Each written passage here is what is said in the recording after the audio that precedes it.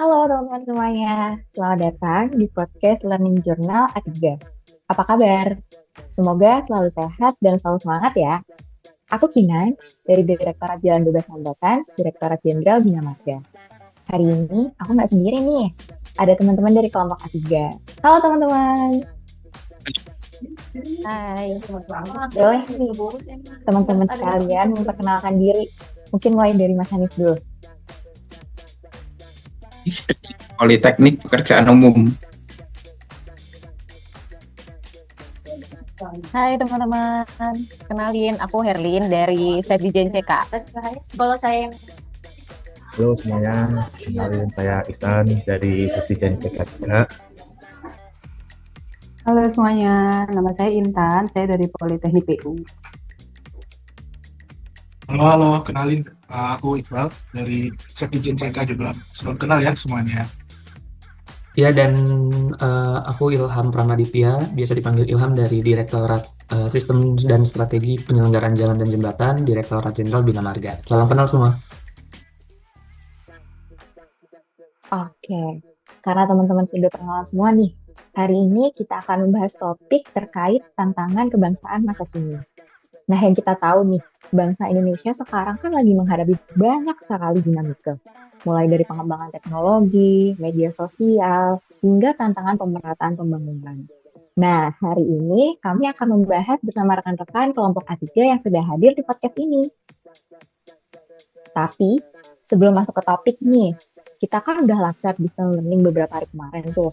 Nah, kalau dari teman-teman sendiri, apa sih insight yang udah didapat selama ini? Mungkin mulai dari Mas Hanif dulu nih. Insight-nya wawasan kebangsaan itu bukan sesuatu yang harus dihafal ya, tetapi dia lebih ke cara pandangnya saja. Nah, ini nanti akan ngebantu kita dalam ngefilter hoax dan polarisasi biar kita tetap berpegang pada 4 konsensus: Pancasila, UUD 45, NKRI, dan Bhinneka Tunggal Ika. Nah, kalau dari aku sendiri, menurutku aku ke-trigger soal transaksi demokrasi yang belum tuntas sama ketimpangan layanan sih. Kalau di Cipta Karya sendiri, kita lihat tuh kualitas pemukiman itu juga urusan kebangsaan. Soalnya kualitas pemukiman yang baik itu bakalan berpengaruh langsung sama kesehatan, terus produktivitas, pendidikan, hubungan sosial, juga stabilitas sosial sama ekonomi.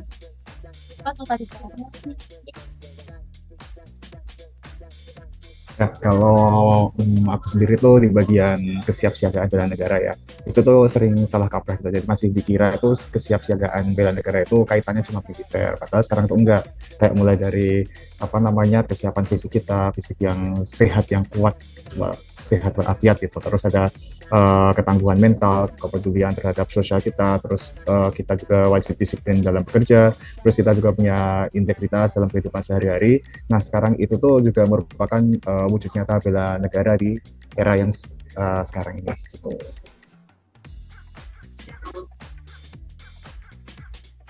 Oke, kalau aku yaitu tentang peran pendidikan dan teknologi ya, di mana tingkat literasi orang Indonesia itu sangat rendah. Karena saya ada di Politeknik PU, jadi bisa jadi platform untuk merawat toleransi dan literasi kebangsaan lewat kurikulum dan juga konten digital. Oh, dari aku sih lebih ke tentang 4 konsensus itu ya. Kita punya 4 konsensus. Ini tuh kalau goyah, maka akan muncul reaksi 4D. Disorientasi, disobedience, distrust, sama disintegration. Yang 3 pertama itu indikasi awal aja sih. Cuman kalau 3 pertama itu dibiarkan, nanti akan berlanjut ke disintegration di fatal. Oke, mungkin kalau dari aku cukup simpel sih. Dari materi sebelumnya itu jadi paham kira-kira seberapa urgent sih bagi generasi kita nih, generasi muda untuk mulai membiasakan diri mengimplementasikan nilai-nilai wawasan kebangsaan dan juga bela negara gitu ya. Mulai dari hal-hal kecil aja gitu ya, dan juga hal yang sederhana. Sama yang terpenting juga gimana sih kita bisa konsisten dalam melakukan hal itu. Kurang lebih kayak gitu sih. Oke, banyak banget ya insight yang udah didapat selama pembelajaran kemarin. Berarti waktu pembelajaran sinkronus kemarin pada harian semua kan? Oke, sekarang kita masuk nih ke topik pembicaraan kita. Tantangan kebangsaan masa kini. Versi teman-teman semua. Karena sebelumnya teman-teman udah merhatiin materi nih, pasti teman-teman juga jadi pemerhati lingkungan sekitar dong. Kira-kira apa sih tantangan kebangsaan masa kini yang teman-teman sadari di masa sekarang atau di lingkungan teman-teman semua? Kalau dari Mas Hanif dulu nih, gimana pendapatnya Mas tentang tantangan kebangsaan masa kini?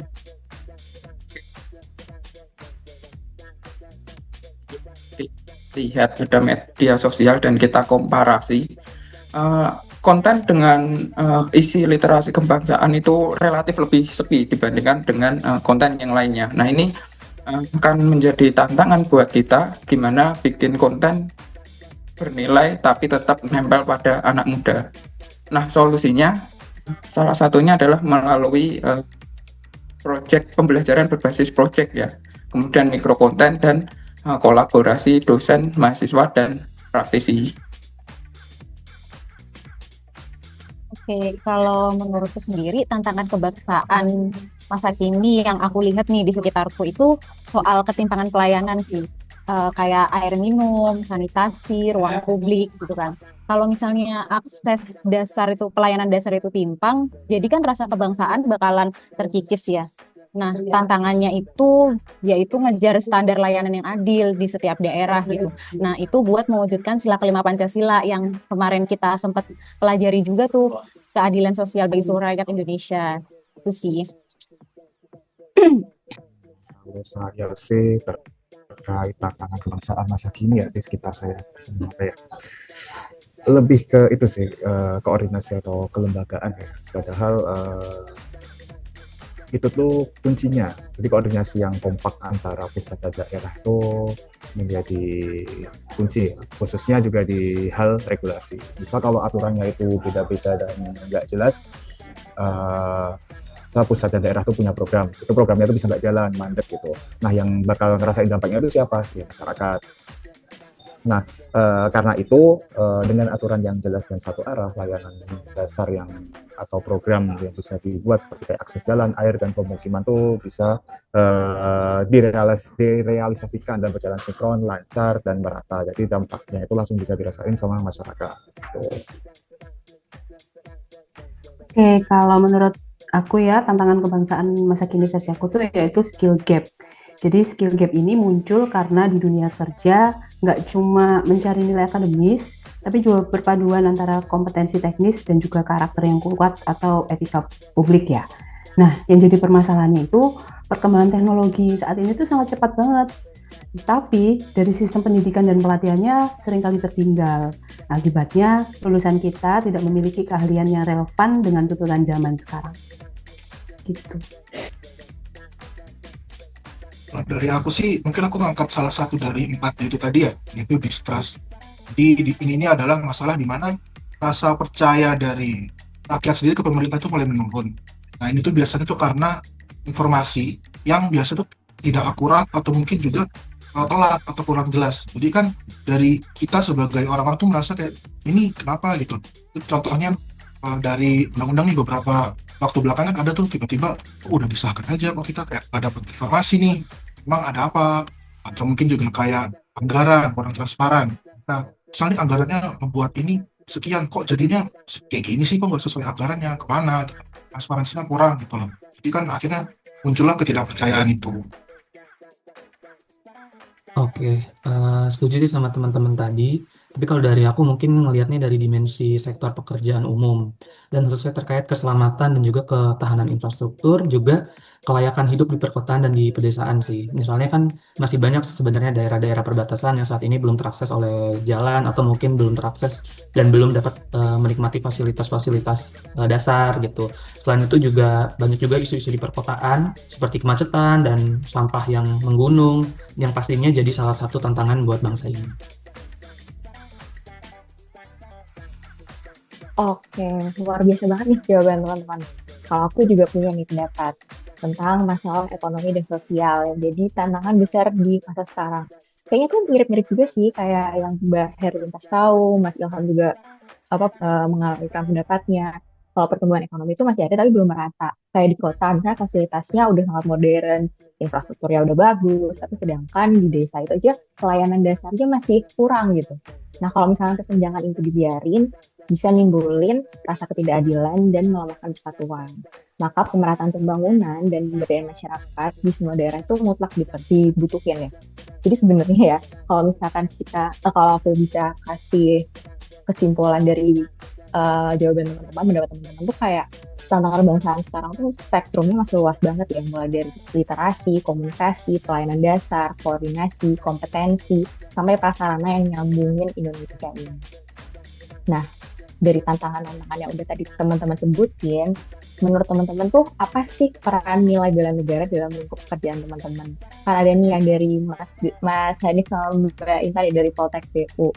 Ada dari Cipta Karya juga, dari Bina Marga juga. Mungkin dari Mas Hanif nih dari Poltek PU ada apa ya, menurut Mas Hanif tuh peran nilai bela negara tuh di dalam pekerjaan Mas Hanif gimana?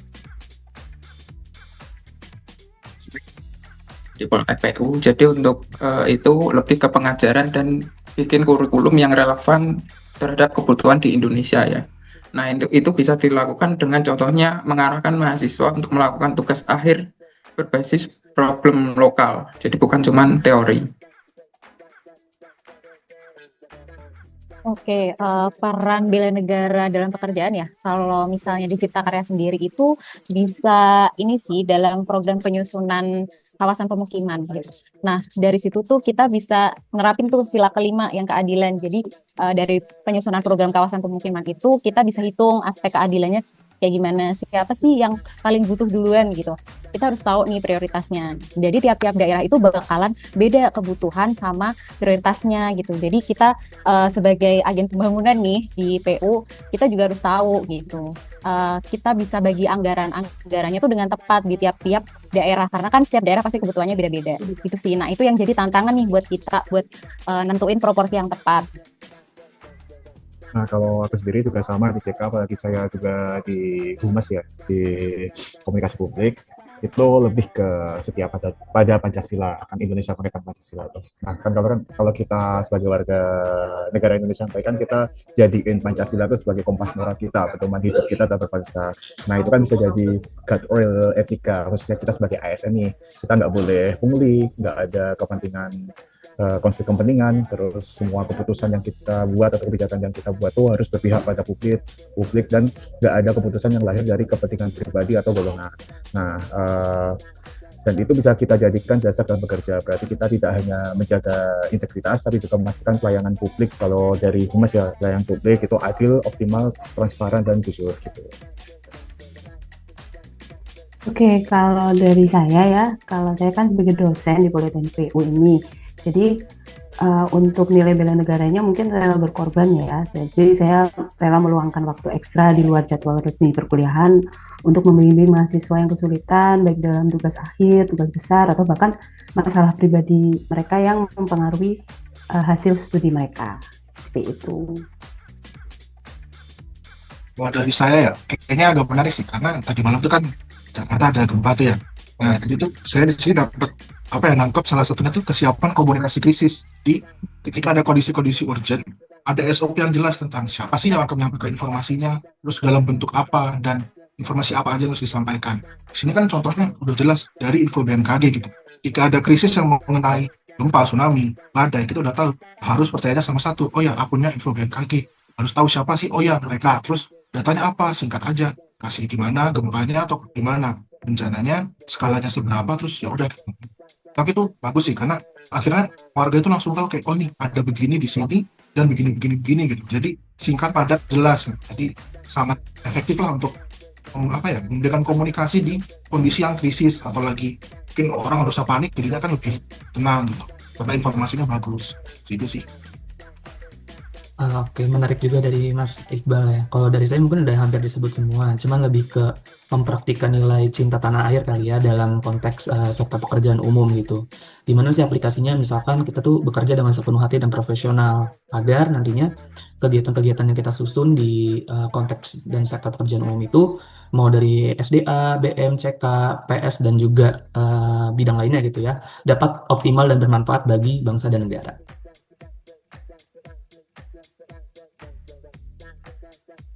Oke, mantap banget nih jawaban teman-teman semuanya.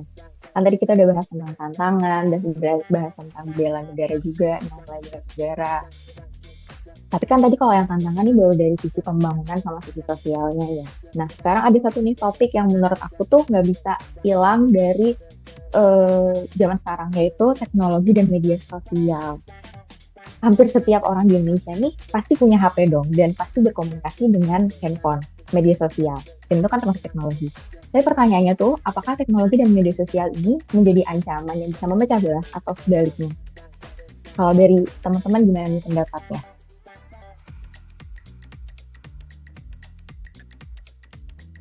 Tapi bisa menjadi potensi ya bagi kesatuan bangsa ketika dipenuhi dengan hoax dan ujaran kebencian.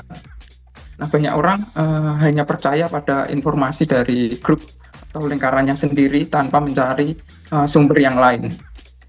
Nah, terlebih adanya disrupsi teknologi juga dapat mempengaruhi. Jadi misalnya kemarin sempat viral statement dari Menteri Keuangan ya terkait dengan gaji guru.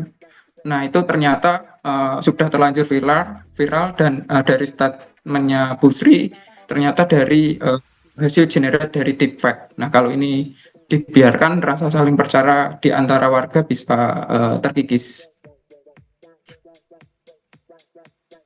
Nah, kalau menurut aku sendiri, sebenarnya justru bisa berperan positif sih teknologi itu buat kemajuan bangsa gitu ya. Karena apa ya, dari teknologi itu kita bisa akses banyak informasi gitu. Kita bisa belajar dari situ. Kita bisa apa ya, dapat banyak pengetahuan juga dari teknologi gitu. Kan kita setiap di era sekarang ya, kayaknya nggak ada ya yang satu hari tuh nggak megang handphone gitu. Pasti pada megang handphone gitu setiap hari ya. Nah, dari situ apa ya, kalau misalnya bisa dimanfaatin dengan baik, dengan positif gitu, buat cari-cari informasi yang positif, buat belajar gitu tuh kayak aksesnya tuh mudah banget gitu loh zaman sekarang gitu. Mungkin kalau dulu nggak ada handphone gitu, kita mau cari informasi apa susah gitu. Tapi sekarang dengan ada handphone tuh kayak mudah banget gitu loh buat kita belajar gitu. Jadi kayak menurut aku bisa jadi sisi positif sih kalau misalnya digunakan dengan positif juga ya. Jadi kayak harus ada filternya juga gitu.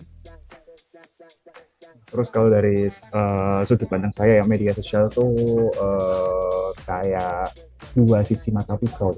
Kalau kita biarkan media sosial itu kontennya dipenuhi dengan ujaran kebencian, radikalisme, hoax, dan konten negatif, maka itu si media sosial ini bisa mengancam moral generasi selanjutnya. Tapi kalau kita isi dengan konten berisikan pesan-pesan positif kayak toleransi, semangat gotong royong, dan nilai-nilai kebangsaan, justru itu tuh bisa jadi wajah yang bisa menyatukan bangsa. Artinya yang menentukan apakah media sosial ini sebuah ancaman atau tidak itu tuh kita sendiri. Oke, kalau saya ya ingin menambahkan dari sisi ekonominya, teknologi digital sekarang ini sudah membuka ruang yang sangat besar bagi UMKM, pengusaha lokal, dan juga produk anak bangsa ya untuk dikenal luas. Nah, bahkan dikenal luasnya itu sampai internasional gitu. Nah, media sosial ini bisa jadi etalase Indonesia di mata dunia. Kalau potensi ini dimaksimalkan, nggak cuma ekonomi yang naik, tapi juga rasa percaya diri bangsa juga ikut menguat. Wah, dari aku mungkin menambahkan apa ya, sudut pandang tantangannya aja sih. Karena kan kita ngerti kalau memang kesenjangan digital itu masih ada. Internet ini nggak ada di semua wilayah Indonesia lah. Kalaupun ada juga terbatas gitu kan. Nah ini tentu akan jadi challenge tersendiri. Apalagi kayak tadi tuh masalah informasi gitu kan. Karena internetnya nggak ada, bisa jadi informasi yang sampai itu terlambat. Atau mungkin juga jadinya tidak akurat. Karena ya itu tadi, internetnya tidak sampai, akhirnya kualitasnya pun menurun. Gitu juga untuk sisi ekonomi. Harusnya mungkin mereka bisa nih menjual produknya secara digital, bisa mereach lebih banyak orang, misalnya mungkin dikirim ke tempat yang lebih jauh untuk naik antara film. Cuman karena akses internet tidak ada, akhirnya yang beli cuma mungkin orang-orang kampungnya aja tuh. Padahal seharusnya ada loh orang di sana yang mau beli, orang di mana mau beli. Cuman akhirnya karena keterbatasan itu tadi gak reach gitu. Iya, salah satu tantangan juga sih kalau menurut saya. Oke, kalau dari saya sebenarnya media sosial itu kayak otak manusia gitu ya, kompleks dan itu tuh bergantung banget dan dipengaruhi banget sama konten apa yang ada di dalam otak itu atau sosial media itu. Kalau yang ada di dalamnya itu dipenuhi dengan narasi negatif ya hasilnya akan negatif. Sedangkan kalau dipenuhi dengan narasi positif seperti adanya info-info yang inspiratif dan edukatif dan membangkitkan semangat persatuan itu akan amplify banget sih demi kesatuan bangsa kayak gitu. Oke, jadi ini aku bisa simpulin nih dari pendapat teman-teman semua. Berarti ada dua sisi kan, ada sisi positif dan sisi negatifnya. Di satu sisi nih, media sosial menjadi ancaman nyata bagi Indonesia karena banyak hoax nggak beraturan, terus banyak ujaran kebencian juga. Tapi di sisi lain, media sosial, teknologi ini tuh juga menghadirkan peluang besar untuk meningkatkan literasi, mengembangkan ekonomi yang bisa memajukan bangsa juga nih. Nah, kunci utamanya kan berarti ada di kitanya sendiri nih. Kita tuh bisa mengelola dan memanfaatkan uang digital tersebut biar jadi kemajuan dan persatuan bangsa, bukan sebaliknya. Kalau oke, kali kan kita udah bahas nih tentang tantangan kebangsaan. Kalau dari teman-teman tuh ada nggak sih menurut teman-teman aksi kecil yang sebenarnya tuh bisa berefek besar untuk Indonesia ke depannya dalam menghadapi tantangan kebangsaan tersebut? Gimana ini menurut teman-teman? Yang paling sederhana ya bisa dimulai dari diri sendiri, yaitu tidak ikut menyebarkan hoax atau ujaran kebencian. Nah, selain itu juga bisa memberikan edukasi kepada mahasiswa di lingkungan Politeknik PU.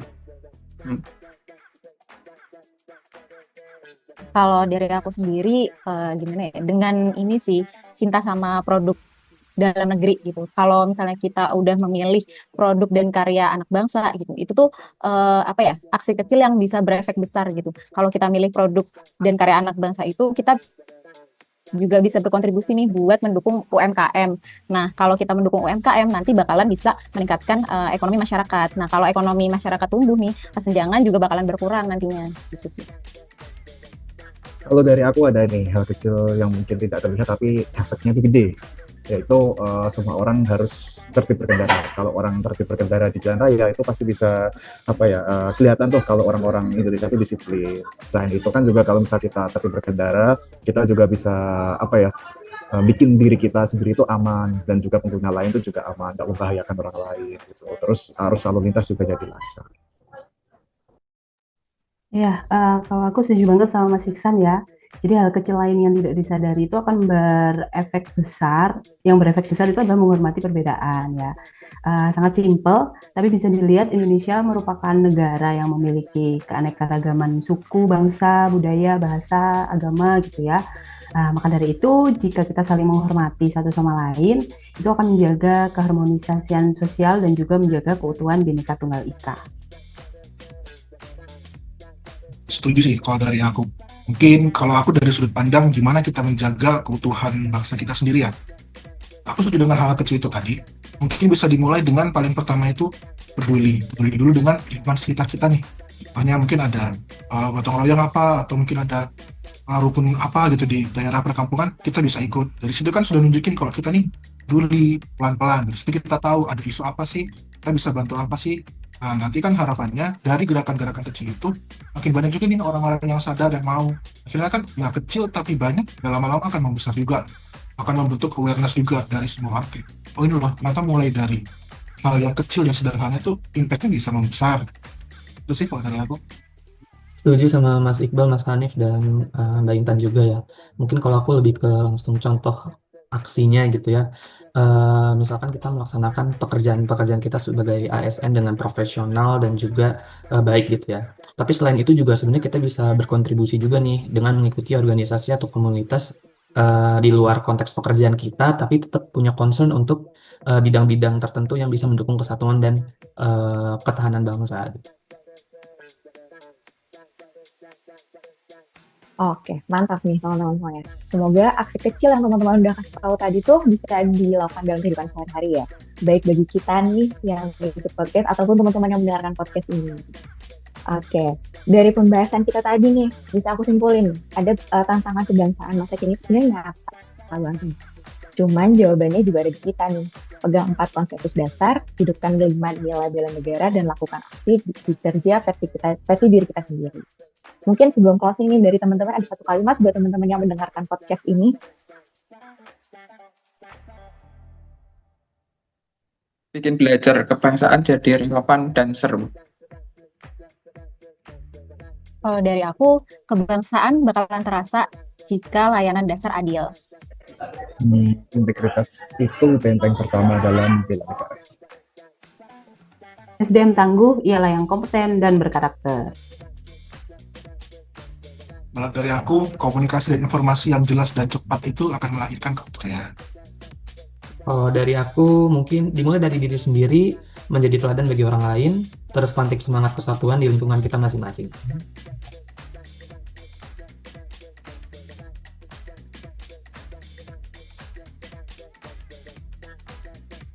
Oke, teman-teman, terima kasih ya yang sudah dengar. Jangan lupa aksi kecil hari ini adalah investasi kebangsaan besok. Sampai ketemu di podcast lainnya. Dadah!